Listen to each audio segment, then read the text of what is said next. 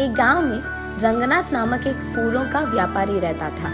वो हर रोज अपने फूलों के बागीचे में जाकर अलग प्रकार के फूलों को इकट्ठा करके उनको टोकरी में डालकर टोकरियों को साइकिल पे सारे गांव में सैर करते हुए उन्हें बेचने की कोशिश करता था। फूल है अम्मा, फूल अलग प्रकार के फूल है, जल्दी ले लो, ताजे ताजे फूल। ऐसे उनको बेचने की कोशिश करता था। लेकिन ऐसे सारा दिन गांव में सैर करने के कारण रंगनाथ के पैर बहुत दुखते थे। वो एक दिन अपनी पत्नी रामूलम्मा से ऐसे कहता है, हर रोज इस साइकिल पे फूल बेचने की कोशिश कर करके मेरे पैर बहुत दुख रहे हैं। मुझे अब नहीं लगता कि मैं इन फूलों को बेच पाऊंगा।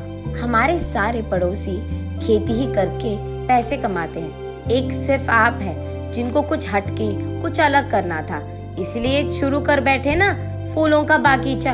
उन लोगों की कमाई देखो हजारों में है और हमारा देखो कहाँ है।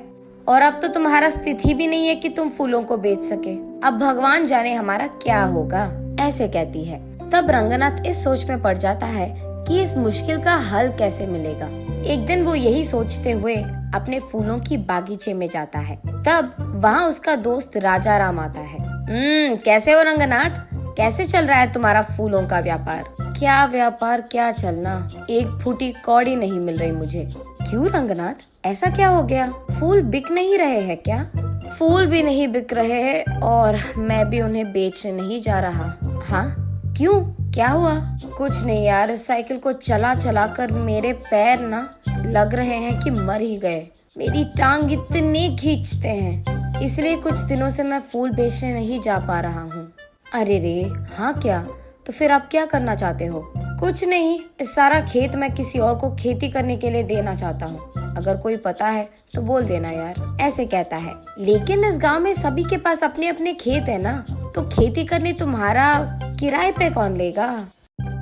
हाँ बात तो सही है, अब वो भगवान ही कोई रास्ता दिखाएगा मुझे, ऐसे निराश होकर कहता है रंगनाथ। तभी राजा राम को कुछ योजना सूझती है और वो ऐसे कहता है, हाँ भगवान से याद आया मुझे, मेरे खेत में कुछ दिन पहले एक देवता की मूर्ति मिली थी। उसको मैंने अपने खेत में सड़क के बगल वाले पेड़ के नीचे लगाया है। ओह, तो फिर अब हम क्या करें? क्या कह रहे हो तुम कि उस देवता की पूजा करूं ताकि मेरे मुश्किल सारे दूर हो जाए? नहीं यार रंगनाथ, मैं वो नहीं कह रहा। तुम्हारे व्यापार में अगर मुझे एक हिस्सा मिलेगा तो मैं तुम्हें एक उपाय दूंगा। अरे पहले उपाय तो बता दो यार। देख, अब तुम्हारे और मेरे खेत एक दूसरे के आमने सामने हैं और बीच में एक रोड भी है। अब उस रोड के बगल वाले पेड़ के नीचे ही तो मैंने उस देवता की मूर्ति को छिपाया है। अब कल सुबह मैं सबको ये बताऊंगा कि जब मैं खेती कर रहा था मुझे इस देवता की मूर्ति मिली है और उसे मैंने पेड़ के नीचे लगा दिया है। हाँ तो इसमें मेरा क्या लाभ होगा राजा राम? हाँ हाँ वही आ रहा, सुनो तो सही। अब मैं ये भी कहूँगा कि उस देवता की मूर्ति के पास मुझे कुछ पुरानी कागज पत्र मिले हैं और ये कि उस पे लिखा था कि ये बहुत बड़ी देवता की मूर्ति है और ये भी कि उस देवता को उस समय में सारा गांव सैर करवाते थे और इस जंगल में उगाए फूलों से ही वो अपने आप को संवारती थी। ऐसे मैं प्रकट करूँगा और उसके बाद मैं ये भी कहूँगा कि वो इस देवता के वजह से था कि चारों ओर अपने अपने खेतों में अलग प्रकार के बीज डालने के बावजूद वो देवी यही चाहती थी कि इस खेत में सिर्फ फूल उगाए जाए।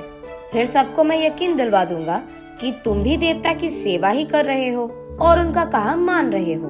तब सिर्फ तुम्हारे खेत में उगाए हुए फूलों से ही उस देवी की पूजा करना चाहेंगे सभी। तब तुम्हारे बागीचे में सारे फूल बिक जाएंगे और इतना भी नहीं, तुम अपने खेत में ही बैठकर पैसे कमा सकते हो। साइकिल चलाने की तो कोई काम नहीं होगी तुझे, ऐसे कहता है राजा राम। ये तो बहुत अच्छी उपाय है, तुझे भी पैसे मिलेंगे और मुझे भी, इसके वजह से तो हम दोनों को लाभ मिलेगा, ऐसे कहता है रंगनाथ। उनके फैसले के अनुसार ही अगले दिन राजा राम और रंगनाथ दोनों सारे गांव में यही प्रकट करते हैं। तब से गांव वाले सारे राजा राम के खेत में मौजूद देवता की पूजा रंगनाथ के फूलों से ही करते थे। उसके बाद कुछ ही दिनों में बहुत सारा लाभ मिलता है इन दोनों को।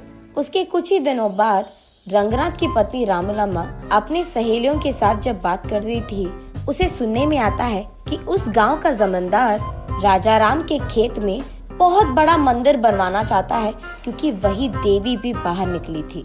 उसे ये भी पता चलता है कि इसी कारण वो राजा राम और रंगनाथ दोनों के खेतों को स्वाधीन करना चाहता है। उसके तुरंत बाद रामूलम्मा रंगनाथ और राजा राम को ये सब बताती है। अरे बाप रे, लग रहा है कि कुछ भी नहीं बचेगा अभी। अरे यार, तुम टेंशन मत लो, मैं हूँ ना। मुझे पहले से ही पता था कि ऐसा ही कुछ होगा, इसीलिए मैंने पहले ही इसका उपाय सोचकर रख लिया है। अगले ही दिन राजा राम कहता है सबसे कि उसे और कोई पुराने कागज पत्र मिले हैं। तब वो सबसे कहता है कि एक पंडित के समक्ष में वो सबके सामने उस पंडित से पढ़वाएगा कि उन पत्रों में क्या लिखा है। और ये सुनने के लिए गांव वाले सारों को राजा राम के खेत के पेड़ के नीचे मौजूद रहना होगा। इसी बात का डंडोरा पिटवाता है राजा राम। गांव वाले सारे देवी के मूर्ति के पास पहुंचते हैं। तब एक पंडित राजा राम के दिए हुए पुराने कागज पत्र को पढ़ता है। उसमें ये लिखा रहता है कि उस देवता को प्रकृति बहुत अच्छा लगता था।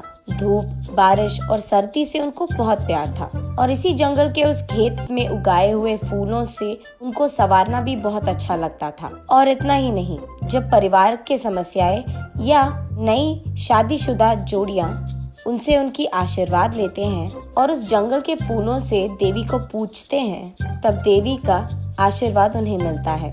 यही लिखा है उन पुराने कागज पत्र में। तब सब लोगों को समझ आता है कि देवी के मर्जी के बिना यहाँ मंदिर बनवाना शायद अच्छा नहीं है, इसीलिए मंदिर बनवाने के सोच को फिलहाल रोक लेते हैं, जमींदार के साथ साथ गांव वाले भी। ऐसे राजाराम के उपाय के कारण नई जोड़ियां और परिवार समस्याएं लेकर वहाँ बहुत लोग आते थे और उस देवी की मूर्ति को रंगनाथ के फूलों से पूजते थे। रंगनाथ वही एक फूलों का दुकान खोलता है। अलग प्रकार के फूल और अलग प्रकार के फूलों की मालाएं वहाँ मिलती थी, और उसके वचन के अनुसार ही जितने पैसे वो कमाता था उसमें से एक हिस्सा हमेशा राजा राम को देता था। ऐसे वो दोनों दोस्त एक अच्छे उपाय से उनके सारे मुश्किलें दूर कर देते हैं और खुशी से जीते हैं।